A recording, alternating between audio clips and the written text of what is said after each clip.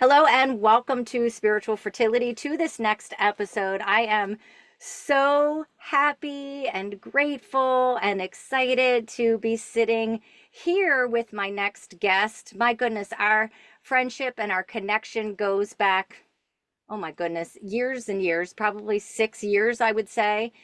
She is another person who came into my world through LinkedIn, like a lot of my previous guests, and someone that we've had many conversations with over the years. However, it's been over 4 years since before COVID, since Yeah. we've had an opportunity to connect and be here together. So this is just such a wonderful moment. And I knew that in setting up this next season of the podcast that I wanted her to be my guest and join me. And it's funny because we were supposed to record for the first season and then something happened. We had to change our schedule and things transpired, and here we are into this second season. And I know that this is just going to be the right time and place to bring this conversation to you. Before we hit record on this, we were talking, and the intention that came through to share about the theme for this episode and our conversation is that of embracing life's transitions. We're going to be going through those transitions in life, whether that is shifting careers, leaving a job, moving, having to birth creations, and Mhm. and move through some of the things that we need to. um, I want to encourage you to really embrace those transitions, because we can always, out of fear or resistance, like kind of step away, but know that you have the courage and what's inside of you to kind of move forward and face those transitions. So I am going to read a little bit actually about the author, because she has birthed a book, which we'll talk about. But I'm going to read the about the author to share some information on her, introduce her to you all, and allow her to share a little bit about her story as we move through this conversation. So, my next guest is actually Louise Reid, and with over 2 decades of experience in HR and talent management, Louise was driven to find a more effective approach to inspire individuals to excel in their work. Her extensive research, dedicated study, and persistent experimentation led her to a profound realization that most exceptional teams emerge under leaders who actively encourage authenticity and wholehearted effort. Committed to fostering joyful, high performance workplaces, Louise has dedicated her life to coaching leaders.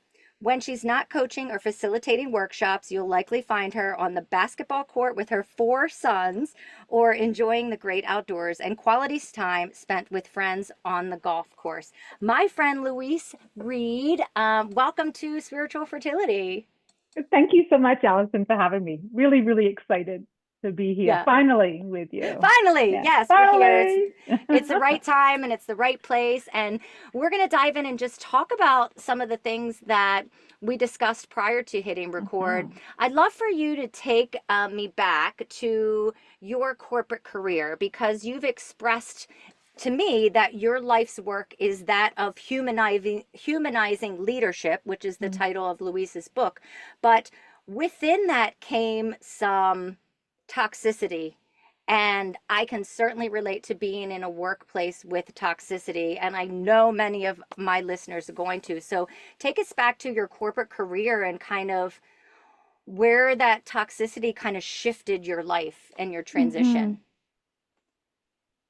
Oh, such a great question, and I think really, so thanks for asking. And I think really relevant to what a lot of people are experiencing nowadays. I'd say that it started even before I recognized that I was, well, as it often does, before I recognized I was in a toxic environment. I didn't even know that a toxic work environment was a thing. So if I rewind the clock a little bit more, I got into HR as an eternal optimist, and I still think I am an eternal optimist. And I kept searching for the human in human resources. And maybe I'm a slow learner, but I finally realized probably about 15 years in, there is no human in human resources at all. And that was sort of the first sort of tug at my heart, where I realized, oof, it was almost like a bit of a kick in the stomach, thinking, aren't we here as human resource professionals, like to really bring out the best in the people who show up here every day, give more of their life to their workplace than they do to the people that they choose to be in their homes and in their lives, their children and spouse. And I found that was not a common perspective. I believe that people do deserve joy in their work. And I think it's a leader's responsibility to help cultivate that. So with that kind of in mind, that sort of that thinking and mindset sort of formed about 15 years into my corporate career. Before I was in an actual toxic work environment, the toxicity sort of creeps in slowly, and it starts to. I thankfully have not experienced cancer, and no one close in my life has. And so I do apologize if this is a bit crass or touches a listener perhaps in a way that might be somewhat hurtful. But the way that I had sort of experienced the toxic work environment was it was like a slow infection or a cancer that spread, and that it then therefore starts to infiltrate all cells of your body. And then so in the human context of the toxic work environment, it starts to infiltrate your health, your sleep, your appetite, your relationships, your enjoyment of fun activities. And so that happened. I worked in this particular work environment in the same time that my best boss ever passed away from a bone marrow transplant, which was a procedure that had saved my sister's life 15 years prior. So there were lots of elements there that really touched me. So the loss of this dear, wonderful, young, amazing human, at the same time I was experiencing and identifying this toxic work environment, alongside another trauma with my now ex-husband. It really all kind of came together, came to a head at the same time, and caused me to take action. But that toxic work environment was really had me at the precipice of change in and of itself. And so what was, and so much, before I ask the next question, so much resonated. I mean, I know from my own experience being in a toxic work environment, myself, you're so true. You're so right. It does just like creep in, and sharing that analogy, like with cancer, or like this like slow disease that like comes in you're not aware of. I mean, and also too, something that I kind of related to, um, is it's not, I want to say abuse, not physical abuse, but Mm, like that, mm, like emotional abuse that can occur over time. Like you don't walk into it recognizing something that's happening right away, but then slowly over time, eventually you get to a point where you're like, wait a second, what is happening here to my body? I experience the same sleepless body, cells, all the things changing. It was so stressful. So I can definitely relate to that, and I'm sure many of the listeners could too. But then what you took action, okay? From recognizing that, you decided to take action, and that takes courage for sure. So commending you for that. What did you take action towards? well, I want to maybe just share a quote that was really impactful for me at that time. And I love quotes, and I destroy them every time I try and say them. They're clear in my mind. It's something like, when the pain of remaining closed in a bud was greater than the pain associated with blooming. The quote's way nicer than that, but you get the essence of what I'm sort of saying. And so I like to think that it did take courage to take action, but truthfully, I felt like there was no more choice. You know, it really got to that point. And so I ended up, because of the variety of things that happened all at the same time, my best boss, she was not there to go to be able to consult and get some guidance and mentorship and support, she was gone. And she was at this particular company as well. So that person inside, on the inside, was not there. So I knew I had to leave. So I left. I happened to leave also my marriage the next month. And so I started my own business. I really, really took that lead. My kids at the time, my twins were 9 and my eldest was 11. I certainly did not take that decision lightly at all. Still probably one of the saddest days of my life, and yet, based on all the circumstances, was the best choice for me. So I started then to surround myself with positive people. I pictured and started to visualize the life I wanted to create for myself and my children. I visualized my ideal day. I defined what success looked like for me.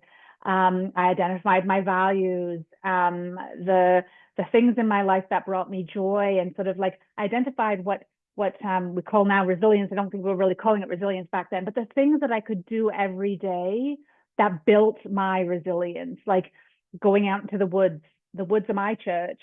I feel close to God, or the universe, whatever. In the woods, I physically touch the trees. I feel my tank fill, right? So I really got really clear on what was in my control and who I could surround myself with, because that's to a large extent within our control. So I could really start to identify like what I want this one life to be, what I want this one life to be. Wow. That's Yeah. a lot. That's a lot, It's a right? lot. But it's so empowering to hear you talk about all of those things, because yes, you take action, but it's with those intentional choices to surround yourself with others, to lean into, your spirituality, and lean into, those things that bring you joy. And that's a choice, right? Everything's a choice.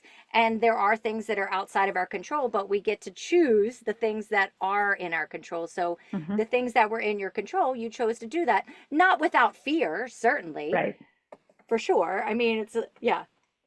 Oh yeah. Like there was a phrase that came to me. I do love cheesy phrases and things. I really do. I totally embrace the cheese. But what came to me during that time of transition was feel the feels and trust the process. Mm.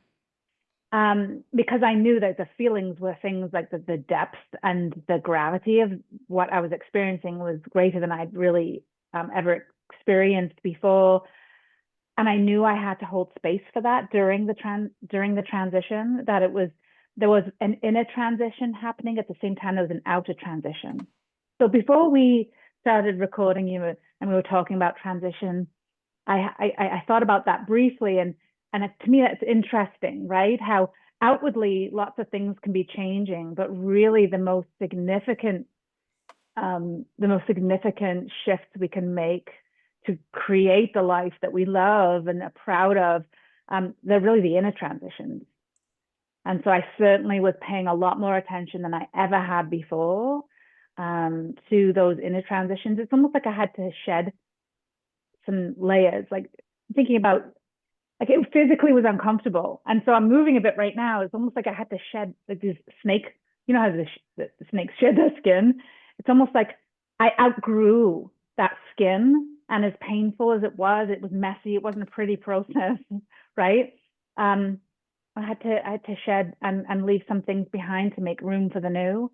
And that kind of inner transition it takes a lot of trust in yourself. And I think that's where for me, that's where certainly my spirituality, I really had to lean into that. I had to lean into that big time. Yeah, and we were talking beforehand when I was asking you about what role spirituality has played in your life. I mean, this was when this was all happening, and you had kind of left like your earlier church life, I Yeah. guess, right? Beliefs. I mean, we transition. I know for me, like kind of, um, kind of separating out from like what I was taught versus what Hmm. I believe and know, right? And Yeah. so this all happened kind of at this internal and external transition, transformation in your life, where spirituality came back around. It certainly did. I'd say that there was the hiatus that I mentioned before we started recording. This hiatus was probably about 15 years of where I wasn't actively doing the work to identify what I wanted to leave behind. But I think subconsciously that stuff was happening. And I definitely, when I had to pull out all the stops at 40, when I made all those like outer transitions, I needed to dig in deep and lean into all the things, right? And so that's when I felt compelled to call into there's something bigger here. There's this the deeper meaning and purpose, and I'm curious, and I know that I need to connect with something that will both keep me grounded, so I feel like true to myself at home and at peace with myself each and every day, as well as sort of feel connected just beyond, like a bit of a north star, and connected to more than just myself and the physical body in this realm. And so that began my journey there, and I'm currently studying to be a meditation teacher. It's a 2-year program with Tara Brock and Jack Cornfield. I'm going through yoga teacher training right now as well. All sorts of different, it's actually reconnecting to something that I studied when I was 19 years old, which was at the time it was called wellness. And we did therapeutic touch, which was kind of like Reiki. And I discarded all of that because back then people thought I was going to do voodoo on them. So it was an interesting, I stepped away from the church at that time, not rejecting it, but just sort of just stepping away to sort of explore my own beliefs, like you said, like own beliefs, but separate from my parents and how I grew up. I'd loved this whole concept and idea of the wellness space, which was more about alternative therapies to health and wholeness and well-being. But my science background, my degree is in science, my dad's a nuclear physicist. There was a lot of rejection to that, and so it was interesting. And then at 40, with that hiatus from spirituality, that hiatus and that break from the just dipping my toe into the spiritual realm in a different non-secular capacity, how that kind of came back around in a new form during this time of transition at 40. Wow, that decade of the 40s. Here we go again. I Lots know. more going on as well in this decade of the 40s, that's for sure. I know. I know. I remember just like entering my 40s, and like my huge transition, my career shift came at like 44, when I realized I wanted to leave corporate and my 23-year sales career to like transition into education. And like even just the last, I'm 48 now, but even in like the last like 4 years, like so much is like packed in there. And then you start to pile on like the hormonal changes that come like that just hit you as we were talking earlier, like these like random things that just come up. And I'm reading the new menopause now, and like these are the things that we are into these days. And like, why is this weight coming on my body? And yeah, right. you know, as if there aren't enough other transitions going on in life. Like I was, funny as you were reading a little bit the intro from my book. What's funny is now I'm actually empty nesting. You made a comment, as I'd loved to do. It was in my book about being on the basketball court with my boys. It was actually really nice to hear that because it took me back. They are now, my youngest two have just gone to college and university. They're twins, so they're 18 and off. And so as I'm going through this transition of no longer having like my favorite people in the world around me every day, um, yeah, then the hormones, and all the things, and the no more sleep, and the not recognizing my reflection, wondering whose body has is reflecting back at me. It's a lot. It is a lot. Yeah, it is a lot. And we have to give ourselves like grace and presence and time and the space to like lean not lean into it, but like to like accept that these things are happening, right? And grieve if we need to, Mm. or process any of the things that come up that we need to. But yeah, different interesting times that we are in here. Yes. And Yeah. but it's so exciting though too at the same time, because like if so much can transition and transform in the time that we've been here, you know, in moving out of our careers or shifting careers or evolving and changing in this life, like imagine like what's ahead of us. Yeah, and I'm grateful to be alive now. And in contrast to say, my mom, she's 23 years older than me.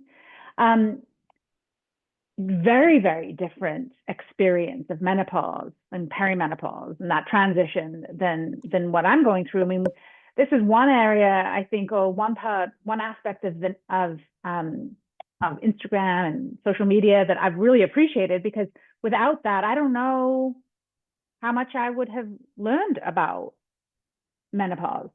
I know the book that you're talking about, and I follow her on I follow her on Instagram, and it was through her that I've been educated. I've been educated enough about what the symptoms I'm experiencing and this transition, that I feel then empowered and equipped to go to the doctor, and I've had informed conversations. And so one thing that in Chris Mack, a mutual friend of ours who has written a book about this sort of era. Um, I think she talks about that the confidence as well that kind of comes with this stage of life, and it really is true. It really is true. So yeah, so despite the maybe the less than ideal experiences that we've just cited, I actually wouldn't trade it. I wouldn't trade it for being a younger version of myself at all.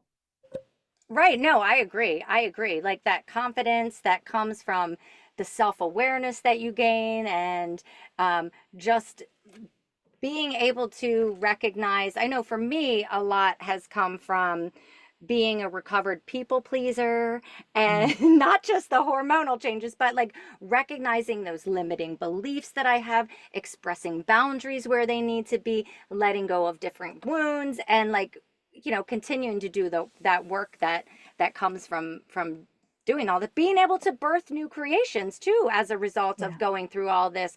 Speaking of that, let's transition into your creation that you have birthed, your life's work, your book, you know, Humanizing Yeah. Leadership, which is be the leader others want to follow.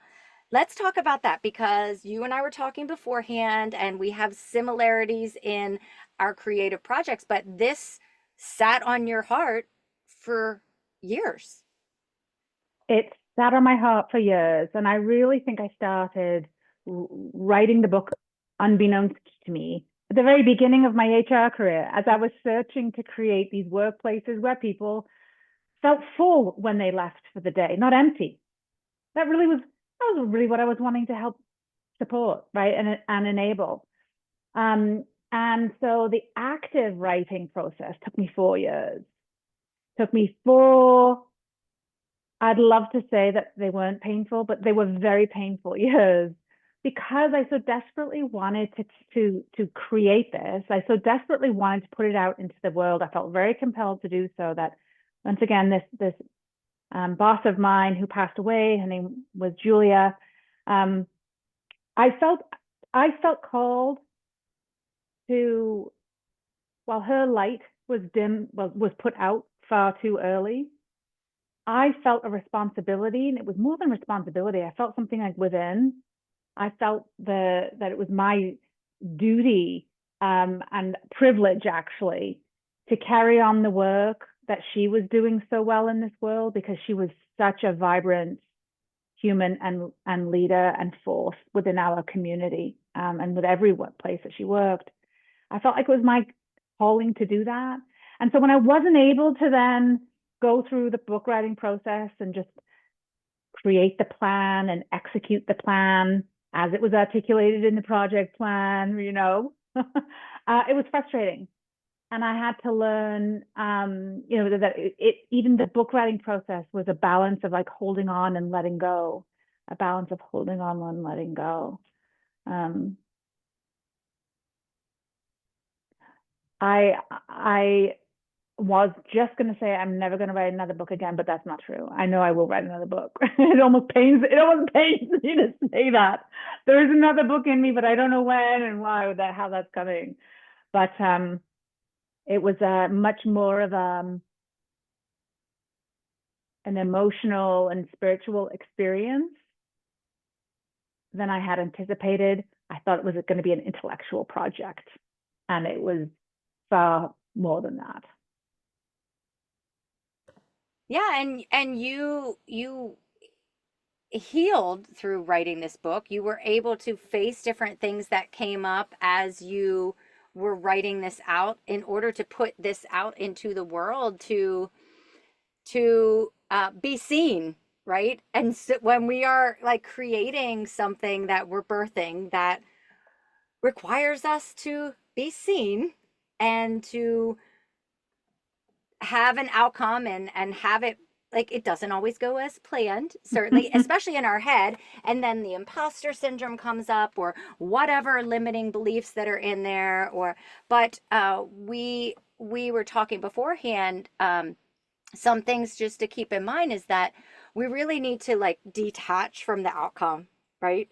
Or how it's going to be received, or whether we're going to be rejected, because it is a scary thing to put yourself out there, and it does take courage, but it's like such a gift to those that are meant to receive it. And I know in reading your book there were so many things that stood out to me, not just in like a leadership development, because we all are leaders. I mean, if you're a Mm-hmm. parent, you're a Mm-hmm. leader. So like these 100%. things, this is human leadership, humanizing leadership, whether you're in your home, in relationships, in a work environment and work setting. It really can touch all aspects of life, the emotional intelligence, the strengths, the values, the being able to be your authentic self. I mean, Mm-hmm. that's a human element, and there shouldn't be a separation between leadership and being authentic and human. You shared something before we started too that keeps coming up, that really brings in that human aspect, and that like mind body, with your leadership. Tell the statistic that you were referring to about how like our boss, right? Yeah, so it was work that Gallup and Deloitte and McKinsey, so big players in the leadership research space, indicated that our bosses have more of an influence over our mental health and heart health specifically than anyone else in our life, more than our spouse, more than our kids. Um, and so, yeah, talk about the mind body connection. You don't just leave your work behind No. when you leave the workplace, even if you're working from home nowadays, but you don't just leave it behind. We are one. We are one human going into all these places and spaces and roles. And so, yeah, finding that research, I think, helped, even compelled me further to finish the book, right? You were talking about, detaching from the outcome a moment ago. And I think what helps to detach from a specific outcome and what others are going to say is being pure, being aware of your initial intention for doing the thing. So whether it's writing a book, whether it's whatever it is you're trying to do, being aware of your pure intention. And because then the outcome, like what happens once it's out there, almost doesn't matter. We might have a desire, right? I think we'd like, of course, we've got desires about what we'd hope can come from it.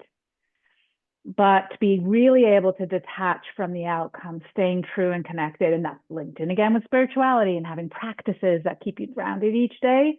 That pure intention, I think, really helped me identify that last hurdle and the last limiting belief that I identified with the help of a friend. That really helped me then cross the line and actually publish the book. Yeah, which then also ties in like how we need support. Like Yeah. we're not in this alone. Why did we even ever think that we are? Like, where did I this don't come know. from?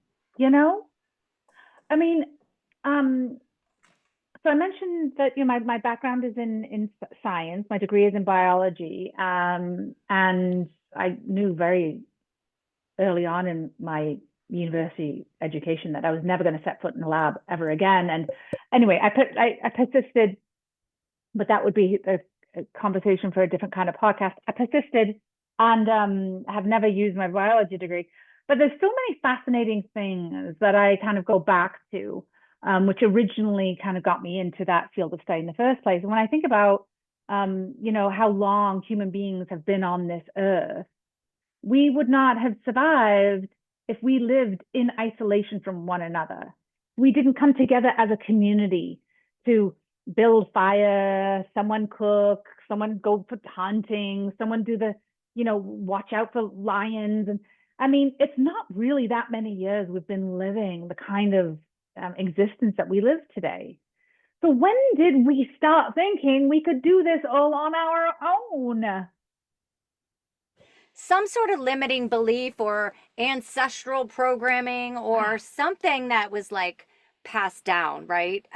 To feel that way, uh, something.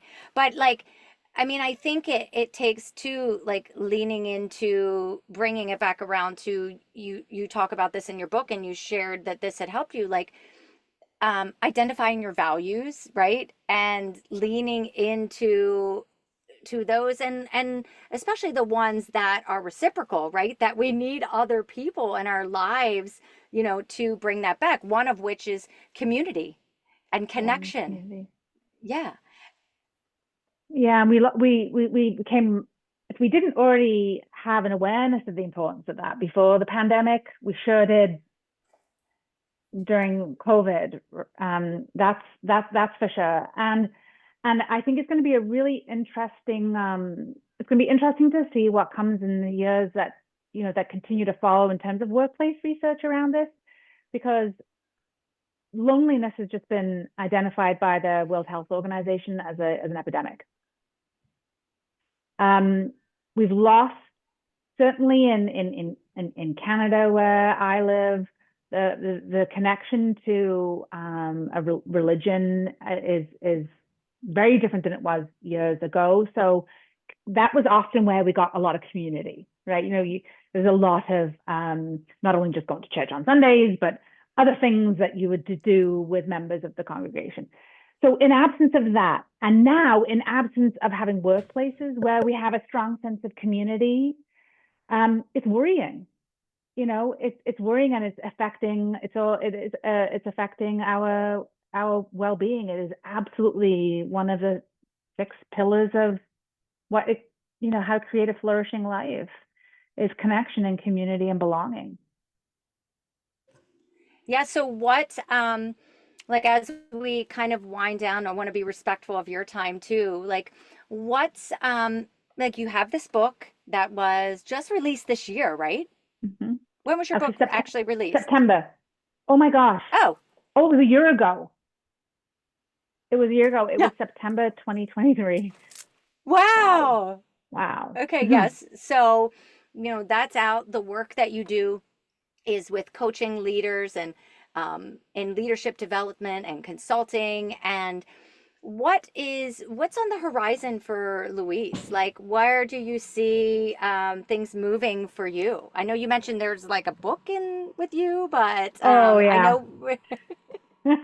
That's going to take some more time to percolate. I think that's going to have to be, the subconscious is going to have to do a little bit more work before that comes out to materialize. But I am definitely integrating a lot more mindfulness into my leadership work.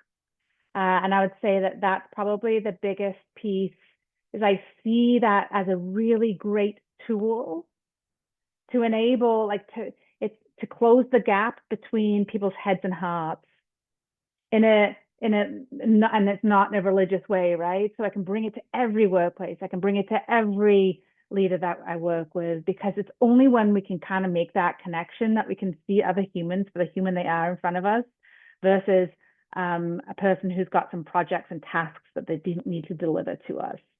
And we need to start seeing the humanity in others when we first look look at them and see their eyes and look into their souls. And mindfulness is a tool, a really effective tool. It's science-based, lots of research.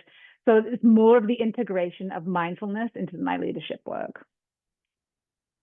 That's fantastic. And now with your yoga and meditation, and that's really going to come together so beautifully for those that are called to be in your world and work with you. And how wonderful, how wonderful. And Thank I'll you. be sure to gather all your info and share the best ways that folks can connect with you and be in your world and in your community as we move forward. I'm just so grateful for our time together in this conversation. And I know there's been like so many things that we've touched on. We could probably continue to talk forever, but time, right? We have to bring this out. But I just want to thank you so much for joining me here. Is there anything else that you're called to share?